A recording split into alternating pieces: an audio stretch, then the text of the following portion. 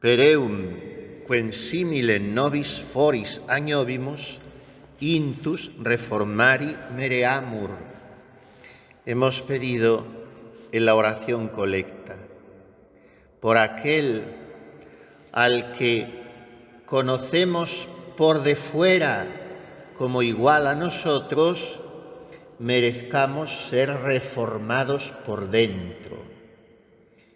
O sea, la humanidad de Cristo es el imán, es el atractivo, es el aliciente, es lo que nos incentiva. Le conocemos por fuera como igual a nosotros, con nuestro cuerpo, con nuestros sentimientos, con un corazón como el nuestro, o mejor dicho, el nuestro como el suyo.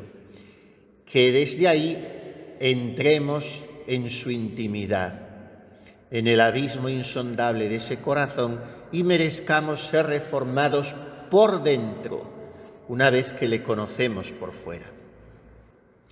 Esta oración recapitula, de alguna manera, todo el misterio de la Navidad, porque cierra hoy el segundo ciclo importante de este tiempo santo, que se celebra por eso con 2 octavas.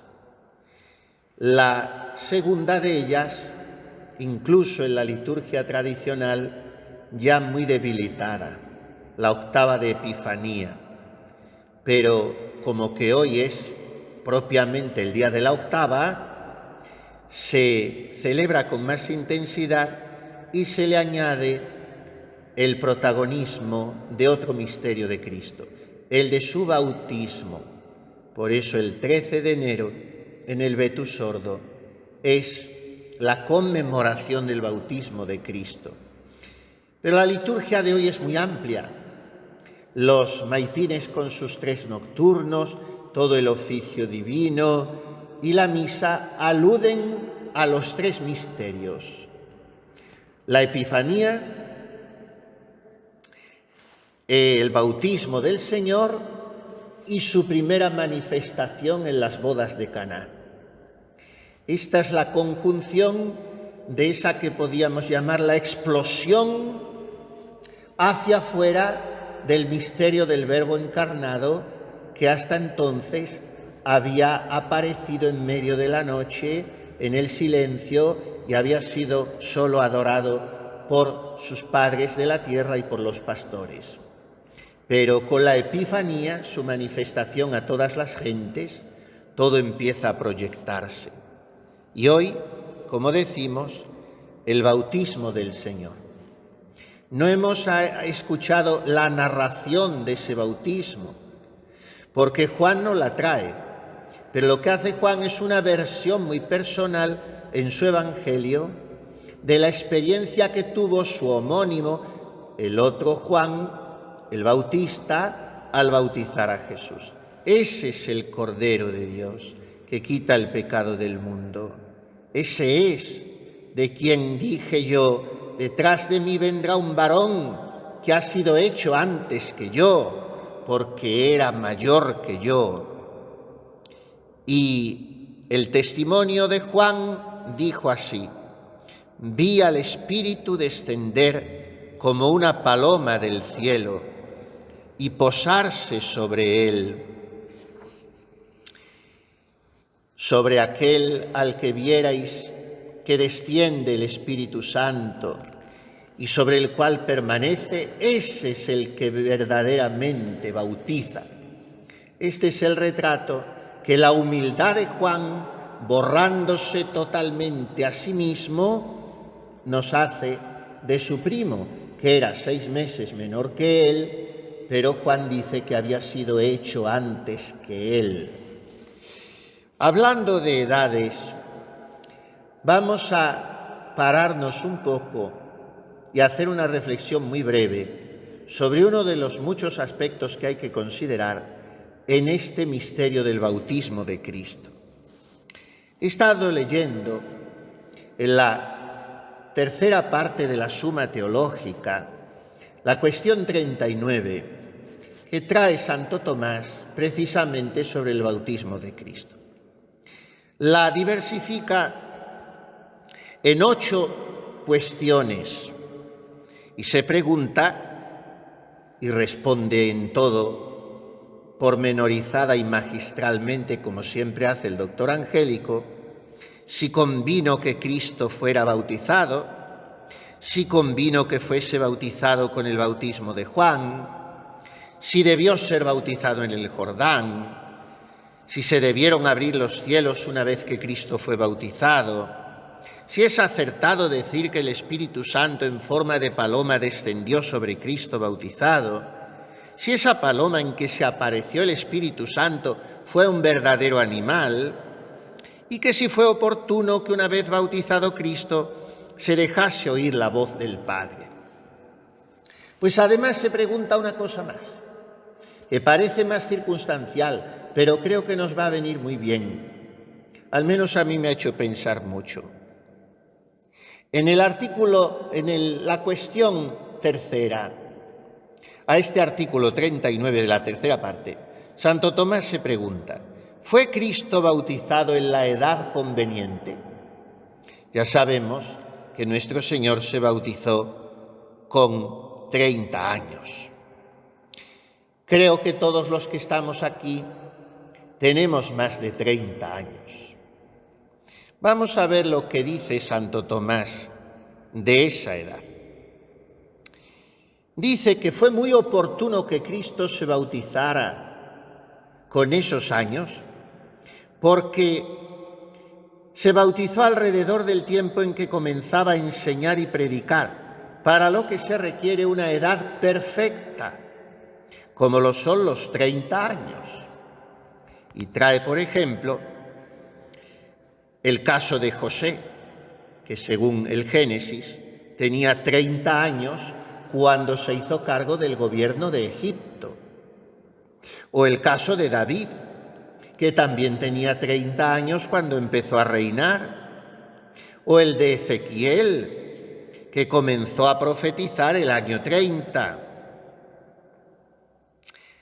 Además, dice Santo Tomás que Cristo se acercó al bautismo en esa edad que es capaz de experimentar todos los pecados, porque como Él venía a abolir la ley, nadie podría decir que la abolió porque no podía cumplirla.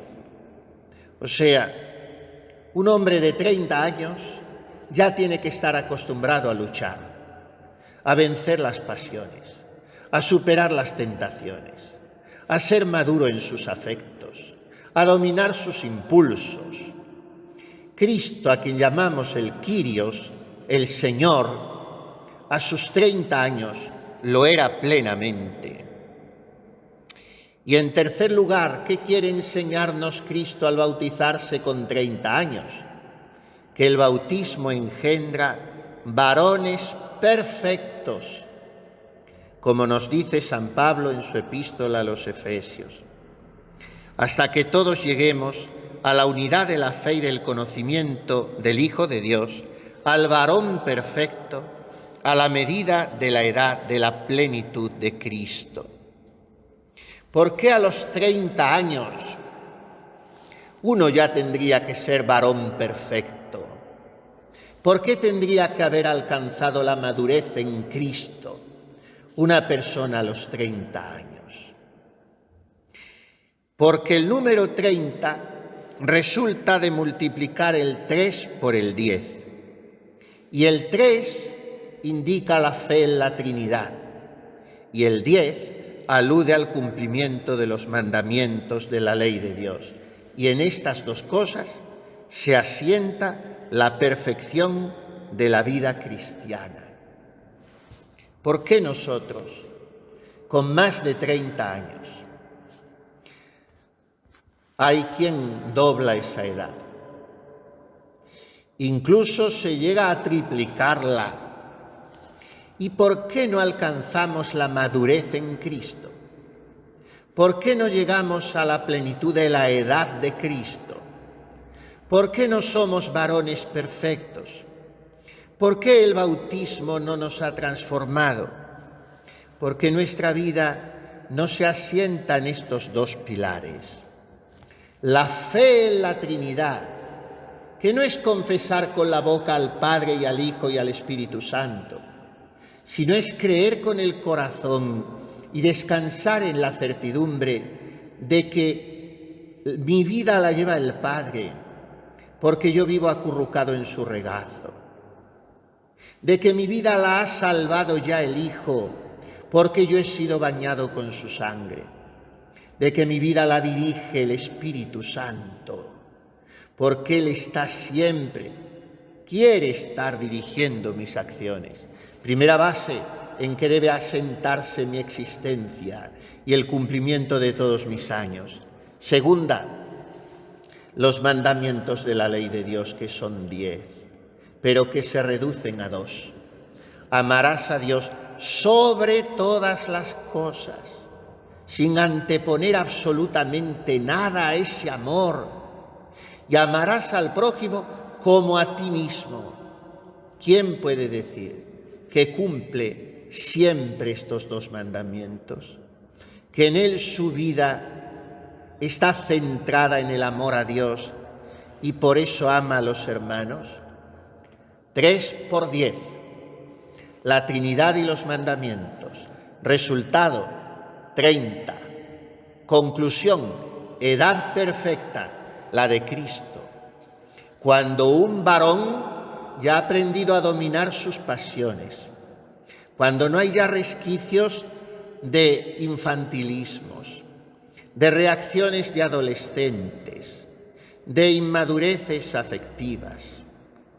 Esto es lo que nos enseña ese hombre, absolutamente hombre porque hombre perfecto, que se sumerge en las aguas del Jordán, no porque él necesite purificarse, sino para purificarnos a nosotros. No nos extendemos más, porque ya es suficiente la consideración de este dato, al parecer tan circunstancial y secundario, pero que no lo es tanto, del bautismo de Cristo. ¿Por qué empieza su vida pública con este acto solemne en el cual se abren los cielos, se oye la voz del Padre, aparece la paloma, el Espíritu Santo, Juan tiembla de humildad, queriéndose retirar? ¿Por qué todo esto lo inaugura con esta escenificación social y sobrenatural Cristo a los 30 años?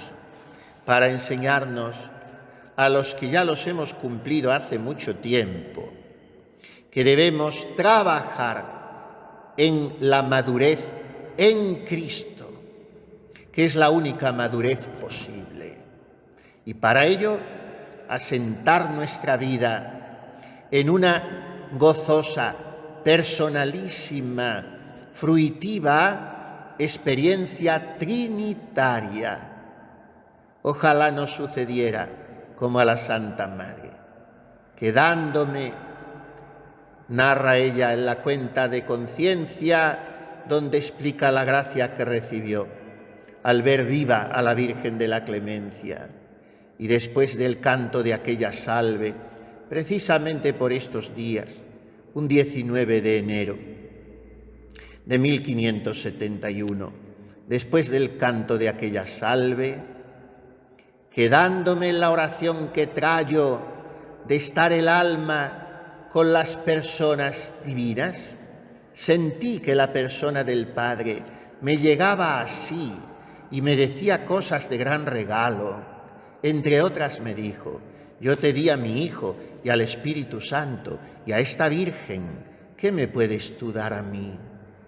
Que en este día, conmemoración en la octava de la Epifanía, del bautismo del Señor, sintamos que abriéndose sobre nuestra alma el cielo de la gloria de Dios, descendiendo a ella la paloma del Espíritu Santo, tomándonos de la mano Cristo desde el agua del Jordán, el Padre nos habla así: yo te di a mi Hijo y al Espíritu Santo y a esta Virgen, ¿qué me puedes tú dar a mí?